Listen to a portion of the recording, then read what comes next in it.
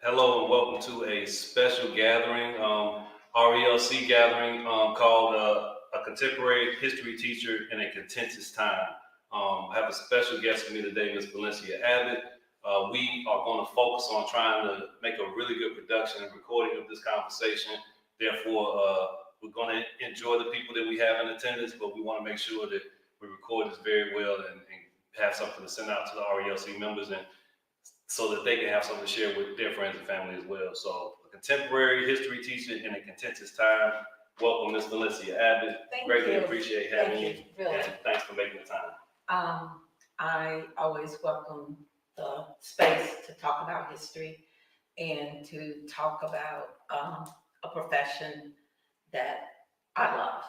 It was a profession that I didn't come into until I was 40. Wow. And absolutely, my friends thought I was crazy.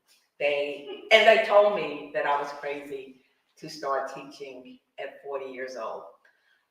So I know that it's my purpose, which was different from any other professional job that I've ever had. So. Well, I'm glad you started there because we're not going to just leap into what you do as a history teacher. I wanted to hear your origin story, and that's a unique thing to share at the beginning that you started teaching at 40 years old. But I'll get to it. I have a similar path, and I'm a history instructor. I'm working on my PhD in history now. So, we understand the value of the past. But tell us a little bit about where you came from, how you got here. So give us that spiel and include that 40-year decision to become a teacher. My tagline on my Twitter is I'm a country girl, and it says I'm a country girl that likes to read, because I think that this truly is just who I am. Rockingham County is where I was born. Ruffin was where I was raised. When people ask me where's Ruffin, I said, just get to Rockingham County, keep driving until you don't see sidewalks or stoplights or grocery stores. When you get to the tobacco fields with the houses, stop. You're in Ruffin. So it is country, and it truly defines who I am. And I cannot think of any other place that I was supposed to be but here. This is the place that I raised my daughters, my 3 daughters. They went to Reidsville. My youngest one ended up graduating from North Carolina School of Science and Math. So this is home. I left for a couple of years and come back. And when I came back, my family said that I couldn't leave again. So you're stuck. I am stuck. I am here. I am here to stay. I got into teaching because I had lost my job at a customer service. I was a customer service supervisor, and I lost my job. I was going through a separation that led to a divorce, and I needed to work. And so I was like, well, I'm a sub until I figure out what I'm going to do. And I walked into Reidsville Middle School with a long-term sub, and it was I think it was September. It was September. I was told that I was the 7th or 6th sub for this class, and it was the class from hell. And it was the 3rd door on the left. I mean, that was my introduction. And I walked into the classroom, and at that point in my life, it was either them or me, and I knew that I needed this job. So that was what I was going to do. I was going to stay.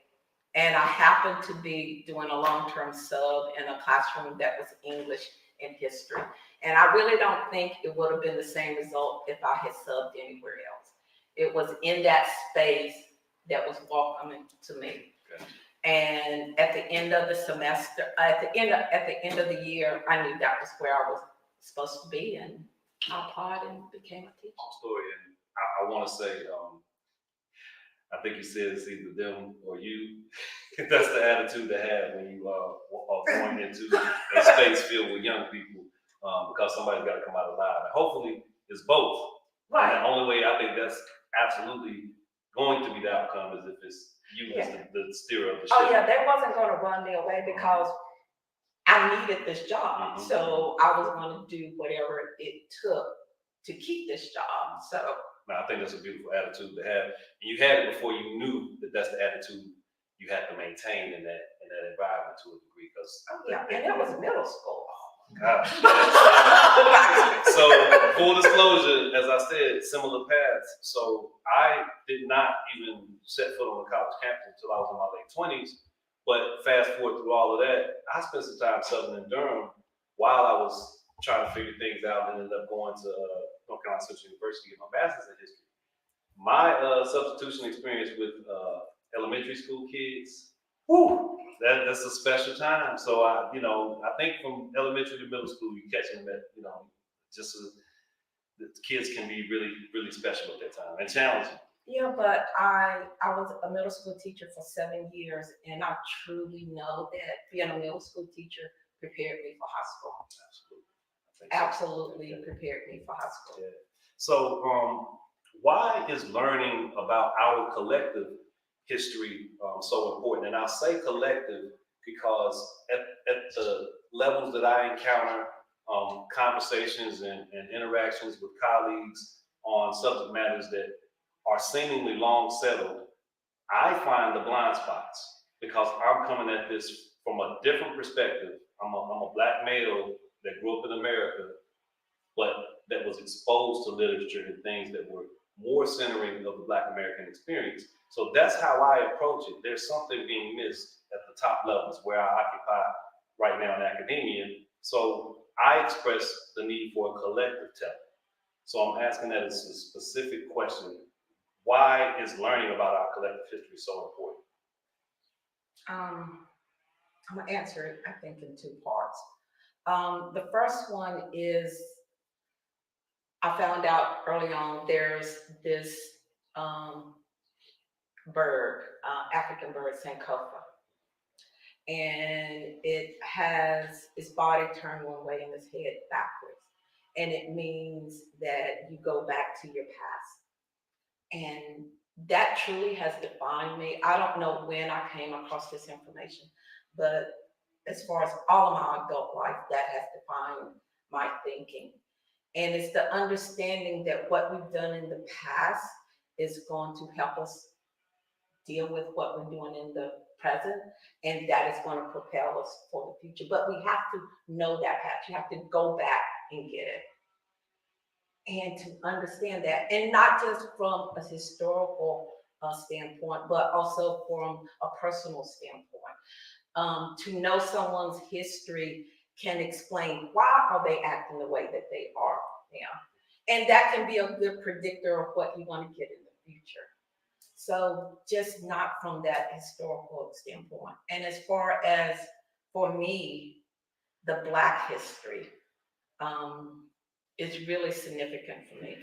I have a postbaccalaureate certificate from UNCG in African American Studies. And last couple of years, I met Dr. LeGarrette King out of Buffalo, New York. He is a renowned scholar in Black education. And I was on a webinar, and he posed this question. He's like, when did you fall in love with Black history? I'm on the webinar. I'm just trying to get the information. That's that warm up. It's like, yeah, I ignored it. So second time he was on, he came back with the same question on this other webinar, and the same question. And this time I actually put some thought into it. It's like, and the question is, when did you fall in love with Black history? And I am, as my middle daughter calls me, I'm a baby boomer. I'm the 1964, but whenever I don't embrace something, she said, "You're a baby boomer. That's why you don't do it." So being a baby boomer, being able to come of age at that time, I got to see Roots when it was originally shown. So 12 years old, really impactful to basically the whole world stopped those 8 days. The miniseries on the book written by Alice Haley. Yes. So those 8 days, and for somebody before that, you've never seen anything like this on TV before, not with someone that's a reflection of me. So I'm watching this and I'm thinking, okay, this is really important. And then putting that together later, that was part of it, that awareness of who I am and what I am, and not only for that, but my place in the world. Again, made that growing urgency of, I need to know this history. I need to know more of that. And that became the center of everything that I've done. It's taken greater importance depending on where I'm at and what I'm doing.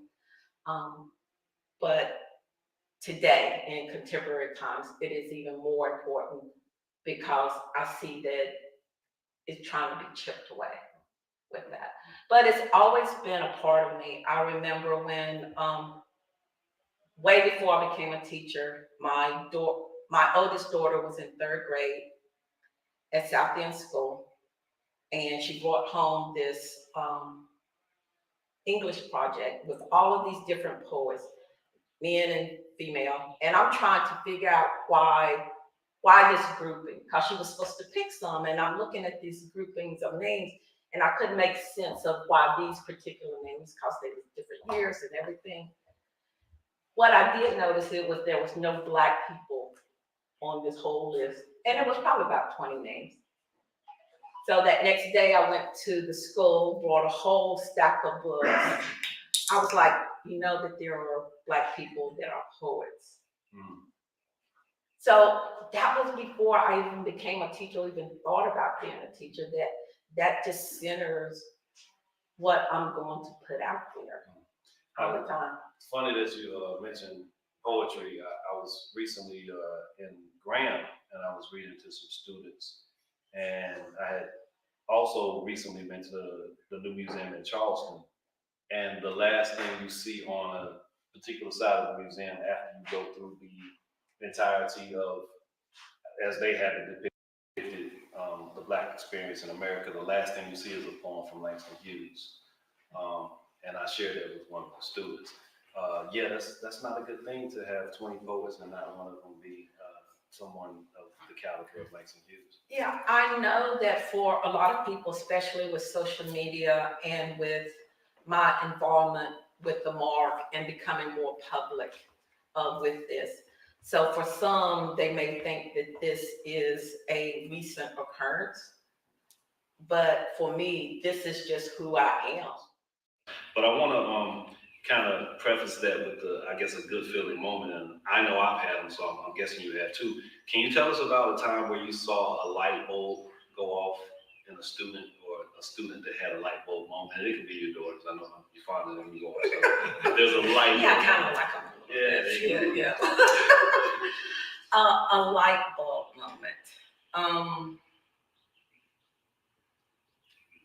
I'm gonna do 2. Okay. One, I had this student. She was a good student. She was nice. She was respectful. But she definitely did not excel in anything that revolved around work. But she was sweet. And in my classroom, she read the book Copper Sun by Sharon Draper. And one, I'm just astonished that she was reading it. But she told me this was I don't get the students until they're in 10th grade. And she told me that this was the first time in any classroom with any teacher that anyone had discussed slavery with her. And she wasn't upset. She wasn't African American. She wasn't upset about what she was reading. It was just a new discovery for her. Excuse me. And she liked that she had this opportunity to find out more. That one. And then the other one was a white female, and she's actually a student that I continue to have contact with. She's worked on the grids project with me and continue to work on the project with me. And I don't know what we were doing in class, and all of a sudden she just told me, she was like, I am so glad that you came to the early college because I would have not learned about Black people unless she was here. Wow. And as happy as that, I'm glad that she wants me here. That makes me sad that it took that long. So not a light bulb moment per se for the kids, but more of a light bulb moment for me that helps me direct, okay, I know that I'm supposed to be doing this. Absolutely. It confirms things. I often talk about the exchange. It may look one way, teacher and student, pedagogy and all that jazz, but there is an exchange. We get something. Oh yeah, I always tell my students, I know that they are way smarter than I am, because they are. And then the other thing is that I learn just as much as I think that I'm imparting on them. They do.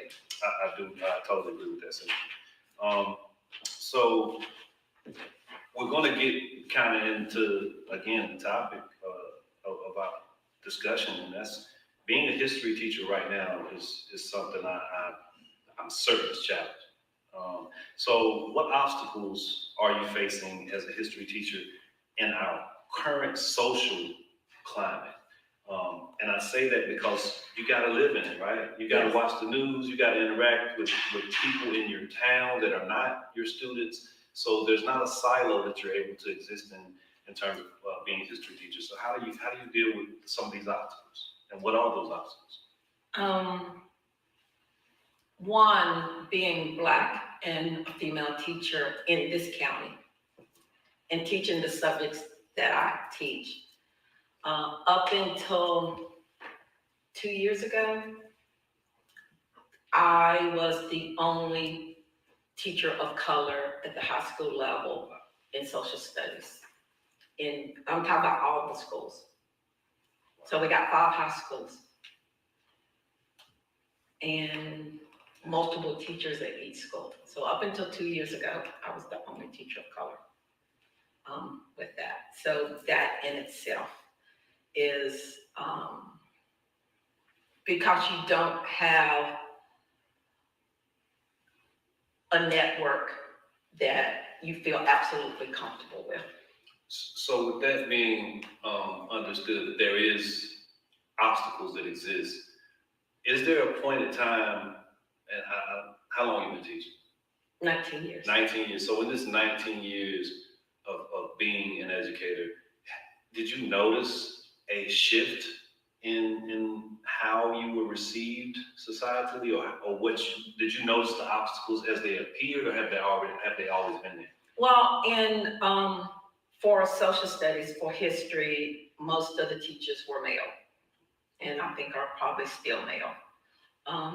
Probably within the last 10 years, I've definitely noticed more female teachers, but again, white with that.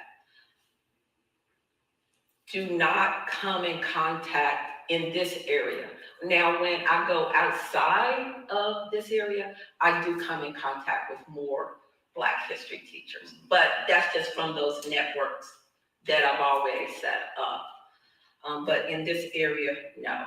And most of the time, not even a lot of Black teachers. At the early college, there's only 2 with that. Most students here in Rockingham County can go K through 12 and not have a teacher of color. There's the geography, I'm sure, plays a significant role, and that's actually what you're saying makes me grateful that we are able to leave without leaving when it comes to the internet and understanding the world is way bigger than the little space we occupy, because that would present an enormous amount of pressure if it wasn't the case. So I'm glad that you get to explore outside of your setting, but you know you're valued here. I think that's highly understood. So yeah. I do appreciate the network that is being built outside of my classroom, and a lot of that has to do with my connection to the museum and being invited into that space. Because when I came to the Mark, I got to network with other people outside of the classroom, but I still got to do the history and the social study that I love, but I got to build other strong networks so that when I needed assistance or desired resources or just support, I was able to find that even if I couldn't find it within the school district. Yeah, so I have a similar experience, and I say that because of my networking and my work with RELC. I get to kind of spread my wings, so to speak, but in those encounters, you find adults who are just as curious and just as desiring to better understand our past, our collective past, and I'm so grateful, as I'm sure you are, to be received as you're intended to be received in those spaces. So that's awesome. And it is, and I want to share one other thing. So in 2017, my mom unexpectedly passed away. Just totally she was only 71, and it ripped. So I have my dad died when I was in 8th grade. So to be here and not have parents takes you to a different realm. And I was at my doctor, just, getting physically checked out, and we're having this conversation. My doctor is Black, by the way. So we're at the doctor, and she's like, you need additional help. And I knew what she was talking about because I know that I needed to do therapy, and I had done it in the past. So I started my therapy session, and it does connect. So I went back to therapy. I'm going to therapy thinking I'm dealing with my mother's death and all of this. And in one of the sessions, she diagnosed me with PTSD. And it was PTSD because of my work and the things that I had to endure. And after that session, I am completely walking out, just going like, the things that I have to do, dealing with colleagues, those slights that I know that I should have been here, but I'm not given this position. And I know it was because of who I am, that they're going to give it to somebody else. Somebody else is going to get an opportunity. I've had a 15-year-old white student said that if he didn't get an A in my class, I was going to lose a job. This child is threatening me, and there was no repercussions to those actions. I've had parents to come in and basically want to know why I'm teaching this class or why I'm teaching. Like, they want my credentials, like I bought my degrees at Walmart or something. I've been in this was during COVID. We were online, and I was having a conference with a student. So the student's at home, I'm in the classroom. He turns on his camera, and in the back of him is a Confederate flag. Of all the places that he could have sat in his house, that was intentional. That was intentional. So when I'm in therapy thinking I'm dealing with these other things, and from our conversations, she's like, my school life takes up so much of my time. But when she diagnosed me with that, set me on the course that I needed to do things to safeguard myself. So I took my work email off my phone. I decreased the number of hours that I did schoolwork on the weekends with this, because I need my job. But to think that this job would give you someone that's diagnosed. And I think about those teachers that are dealing with that don't have those diagnoses, that doesn't have a great therapist like I do. And to continue to deal with this. No, I truly appreciate the vulnerability, and that makes me comfortable saying I met you around that period of time because you were open with me about it. I had some opportunities that I thought were wonderful to connect people, and Valencia, you shared with me that you couldn't do it, and it was literally related to PTSD and what you experienced. And I know I was supportive of you taking care of yourself, and if I wasn't that supportive then, please forgive me, but I think I was, and I'm glad that we're here now, and you're at the place you are now. So I'm truly grateful that you were able to figure out how to navigate those spaces better, because it don't stop. No, it doesn't stop. And being at the end of my teaching career, I'm counting down. I'm hoping it's 3 more years. It may have to be 5, but I'm hoping for 3. I'm thinking that who's going to take my place in this county, more than likely, is not going to be a person of color. And then I worry about my students and what they won't get.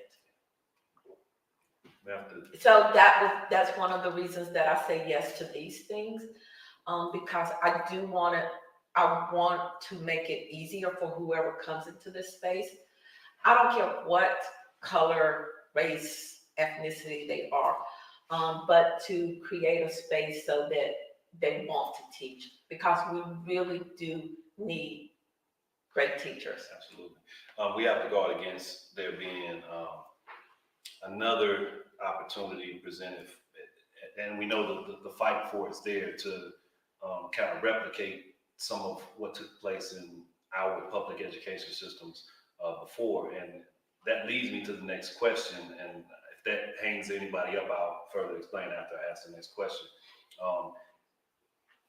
Can you recall a time in history that reflects where we are today? Yes. All right.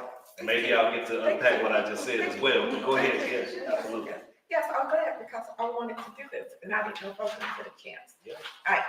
So 2 years ago, 3 years ago, I was in a online Black educators book study. And her name is Tanisha Shaw. She is an educator out of Greensboro. She's a principal. She is absolutely fabulous. And she created this space where it was just Black educators, all levels, K through 12 college, but they were all identified as people of African descent. And she gave us some great books to read. And I'm the type, I have lots of books, but when you give me an agenda or class, I'll do it. But I get the book and won't read it. But if you tell me I have to read it by this date, I'll read it. So we need deadlines. I need deadlines. So one of the books is Fugitive Pedagogy by Jarvis Gibbons, and it's absolutely wonderful. But I want to answer your question by reading a passage. Okay. All right. And this is the preface. For the horrors of the American Negro, life there has been almost no language. And that's from James Baldwin. Our language, when it comes to Black education, is impoverished. Knowing how education has been a site of deep hurt and suffering on one hand, and yet a sacred site of Black spiritual strivings on the other. We might look to more precise grammar to name and wrestle with this embattled reality. I desire a way to write about education as Black people experienced it in the intestines of the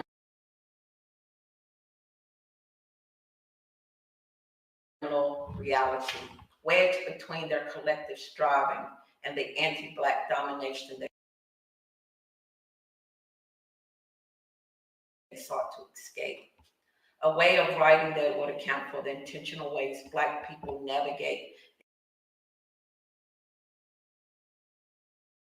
these deeply violent contexts and dreamed up new worlds and new ways of being.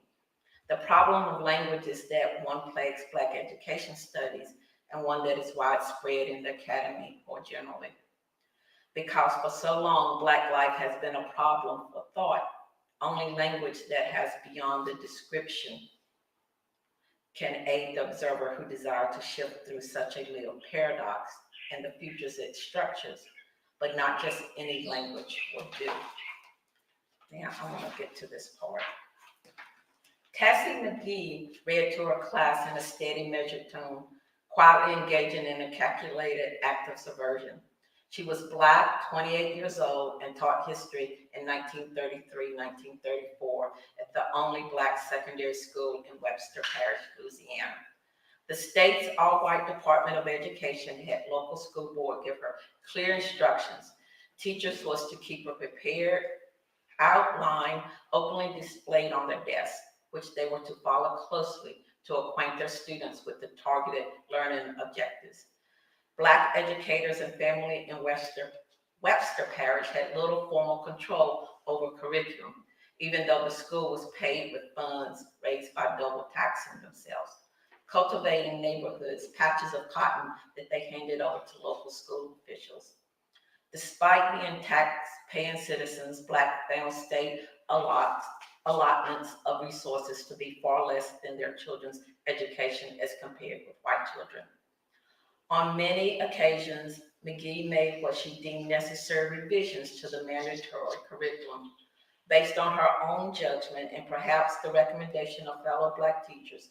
She often read passages from Carter G. Woodson's book on Negro, which rested comfortably in her lap.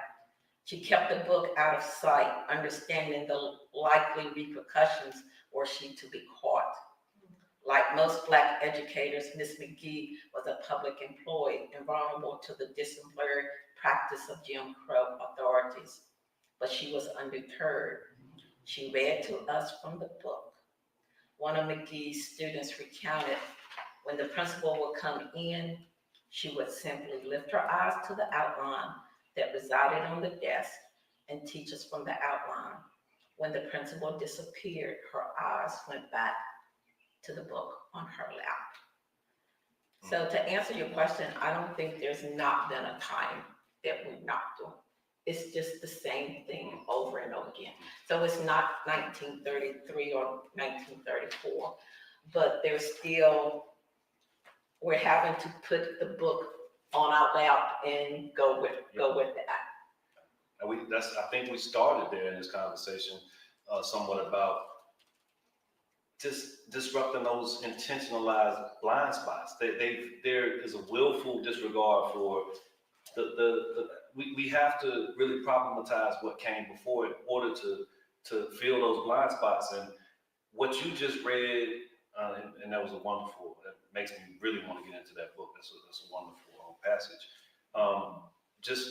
It confirms what I was going to say in terms of what was produced. I was going to highlight the Daughters of the Confederacy being the ones that provided the school books that were utilized in the early 20th century. If you're not teaching the whole, then there's always going to be some longing for something else. There's always going to be a question that goes unanswered. There's always going to be those so-called light bulb moments, as I terminologize them, that happen with students who just have never been introduced to this, that happen with adults who have never heard these things. So that's a wonderful way of articulating that. But it's not just with Black history. I had a student of Asian descent to come to me, and she happened to be in history club. And she was talking, she was like, you know what?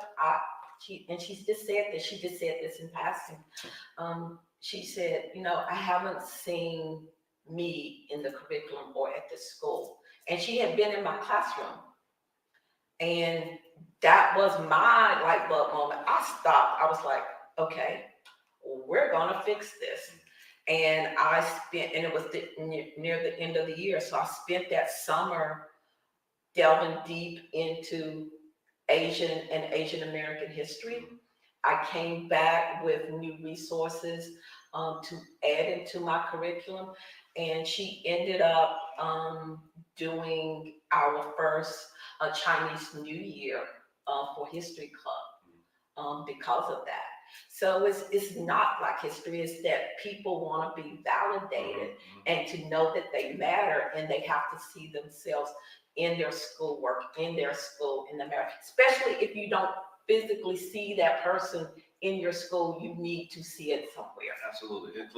Inclusivity is rampant when you look at the total history. It's rampant, it's everywhere. But when you decide to select bits and pieces and present them to the masses, that's what lets us know, something's off, something's missing. And you can go catch that other book that might fill in that blank. So the fact that you was reading Carter G. Woodson to those students is amazing. That's a wonderful passage, and it's a wonderful moment for you to have as an instructor or educator or as a teacher to say, I need to go fix this. Oh yeah. That's a beautiful Yeah, thing. because something, when it comes to you, you need to hear it.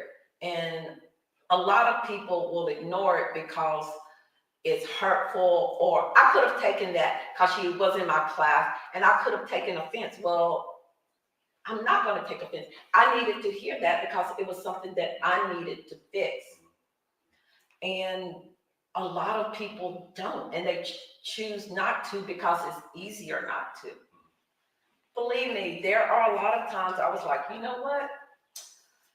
I want to do these other things, but I see this important. So yes, I'm going to spend this summer watching these documentaries and doing all of this because it's going to benefit my students. Absolutely. I also know that there's teachers who say, end of the school year, I'm not doing any PD, I'm not doing anything extra. And if that's the way they want to teach, then that's on them.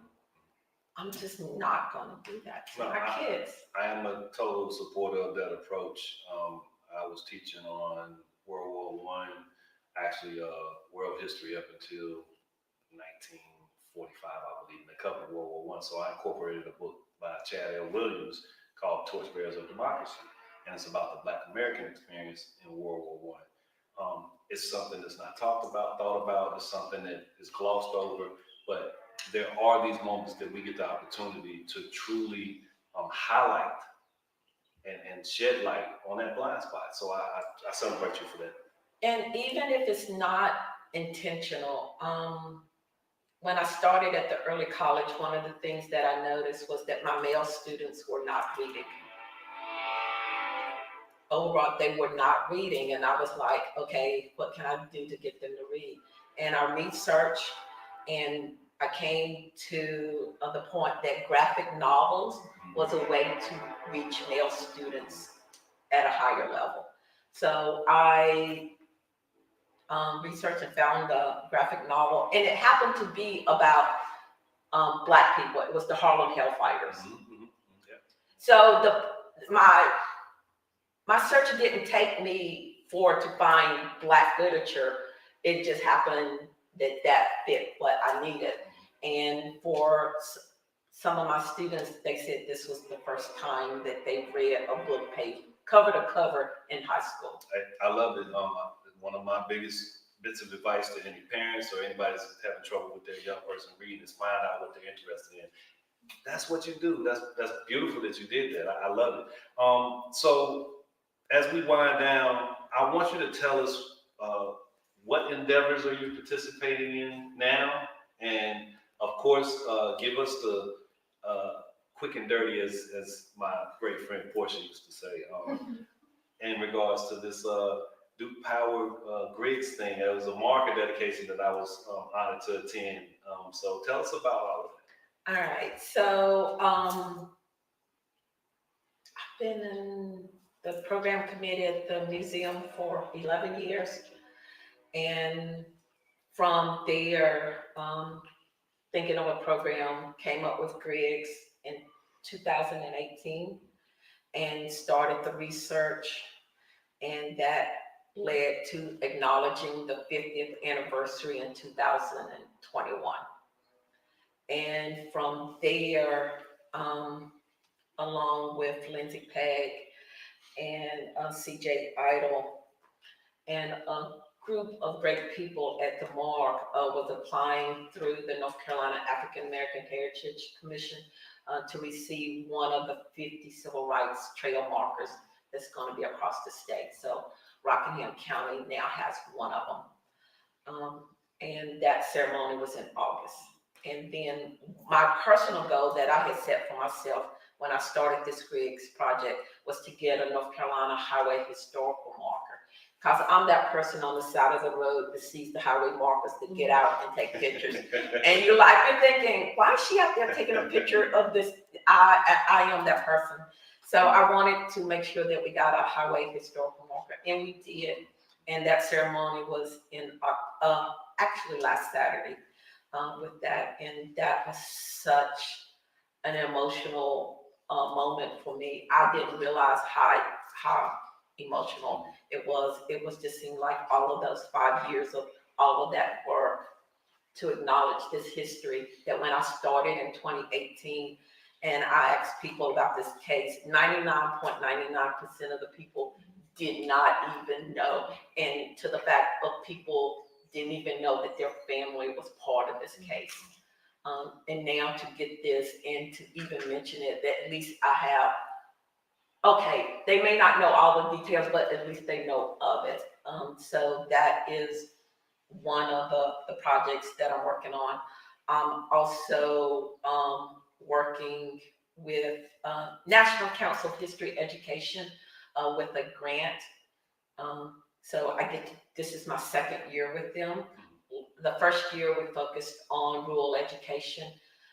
This year, coming up for the 2024 program, we're going to look at World War II veterans, which I haven't seen it ever published. 8 of the 14 men were World War II veterans. And I've never, in all of my research, I've never seen this point being made. The men that were involved in the Griggs. Yeah, 8 of them. Yeah. And my argument is that if it wasn't for that dynamic of people being there, it wouldn't have been to the case, because the World War II veterans is why we get the civil rights movement.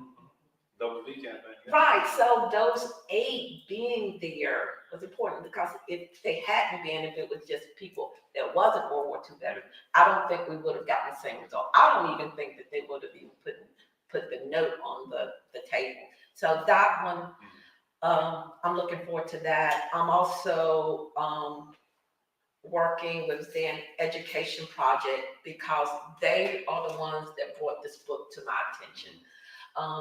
Their webinars, their online course, all of it's free, which fits right into my teacher budget.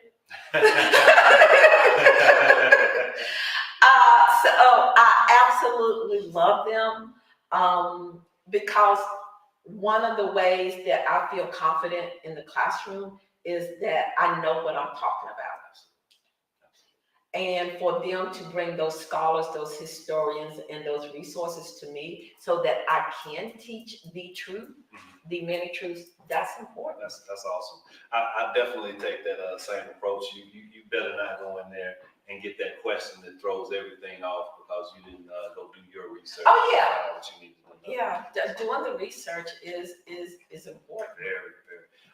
So last question, and take this wherever you want to go. You and I had a brief interaction off camera that was indicative of your humility and your why for doing what you do, and it's not seeking the spotlight or some grandeur or some elevation. You can speak on that, but what keeps you going? What keeps you compelled to work towards a better informed citizenry? Because you're getting them when they need to know more, and that should translate at some point in their lives to the better outcome for us as a whole in society. So what keeps you plugged into that? Neither one of my parents graduated from high school. My mom was 17 and pregnant with me and got married.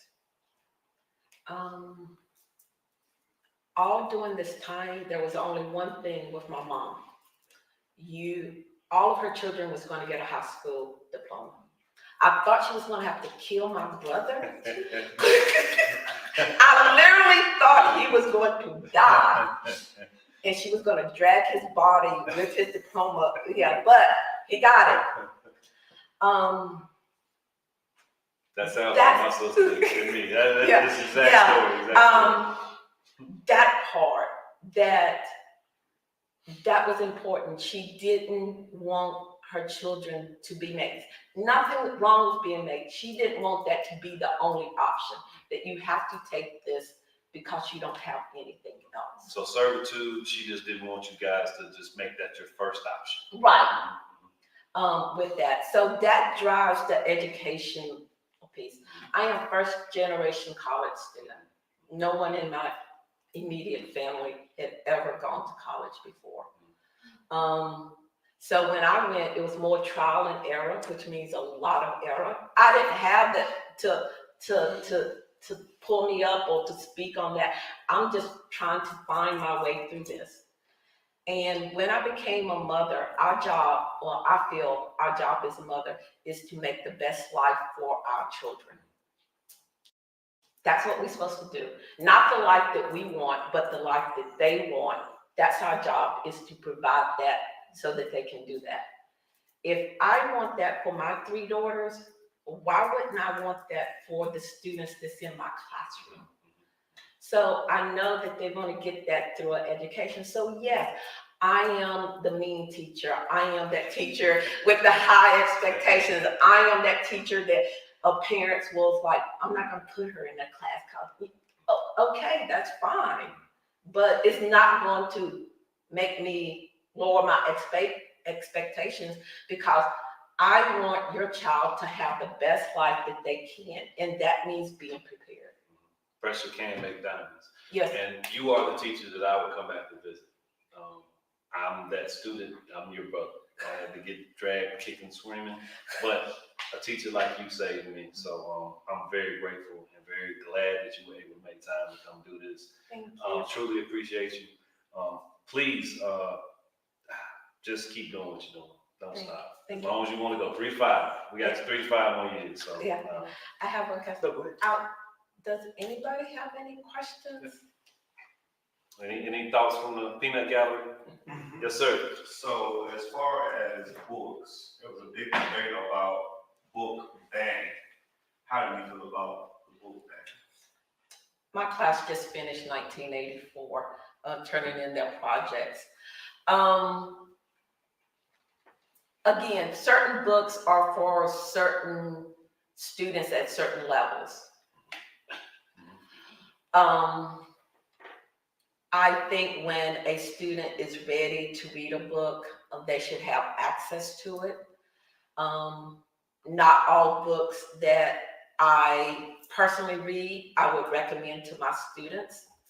But I don't think any book should be banned. I never have there been a time with my own daughters when I said that they couldn't read something or couldn't have access to something. But it also means that I can't teach everything that I want to, because not all my students are ready to receive it. And as a teacher, as a professional, it is my job to know that, to know what I'm going to bring in my class or when I'm going to bring in my class. But to have somebody else to decide that for me, no. Actually, it makes me want to go get that book and do it more. But I am a professional, then let me do my job. Discernment plays a significant role in being a teacher. Thank you. I was wondering, did you have 2 questions? One, did you have Black educators within your school system? I know you did at home because your mama set a standard before you left the house. Yeah.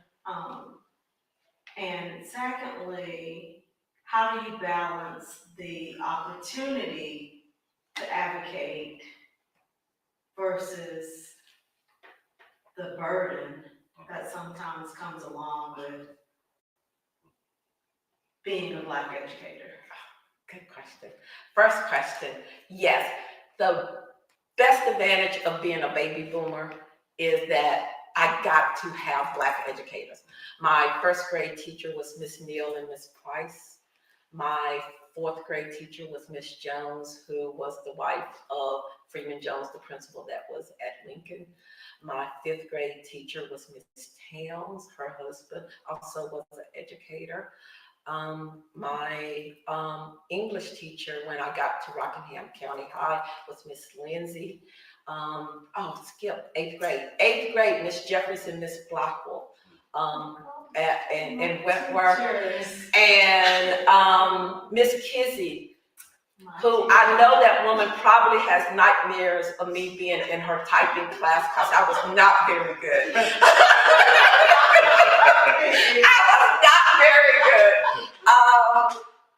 She probably, if you asked her, she probably said, no, I wasn't in her class, but I was. So that wasn't an advantage of being born when I was born, because I got to have these Black educators. And I think, again, that propelled me to do what I did because I was in that space.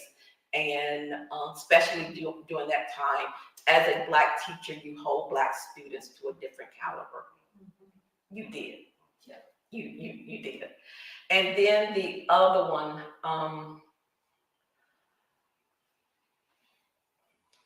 that's hard because sometimes I feel guilty when I have to say no.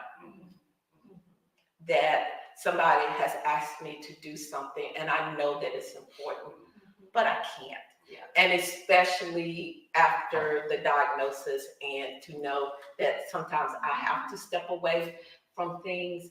I still say yes way more than I should. But usually if you say yes and you say history, I'm gonna do it because I can fit that in. I can study that. I can do that. Yeah, that's the sucker. You just say history and I'm in. And I do feel guilty about some of the things that I can't do. But I think that part where I do try to support other teachers in doing that, so it can be a shared burden.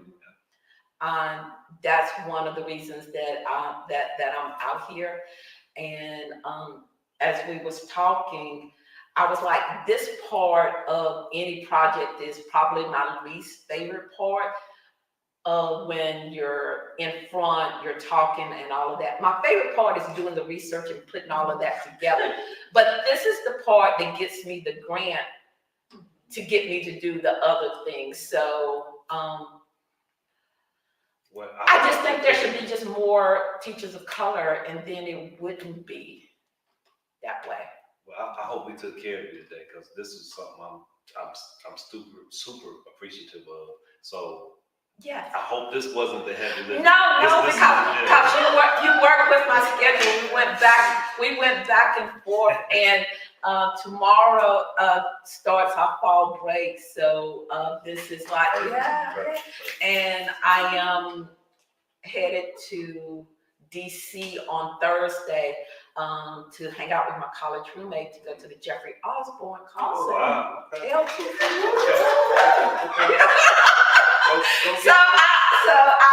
I'm definitely balancing that a lot more, so that when I come back into this space, I can have something to pour from. Absolutely. Nah, I'm a big fan of going to recalibrate, recharge, whatever you got to do, go do it, and keep on keeping on. Any other questions? Well, listen, Valencia, this has been awesome. Thank you. I'm super appreciative. And, Thank you. I just look forward to hearing more about some of the things I didn't know about, including stuff like the Griggs case. That was a wonderful day, and it was great to see those families up there. And it was awesome to know that I knew someone that was a big part of that. So I appreciate your work. Thank you. Please keep on going with it. Thank you. Take good care. Thank you.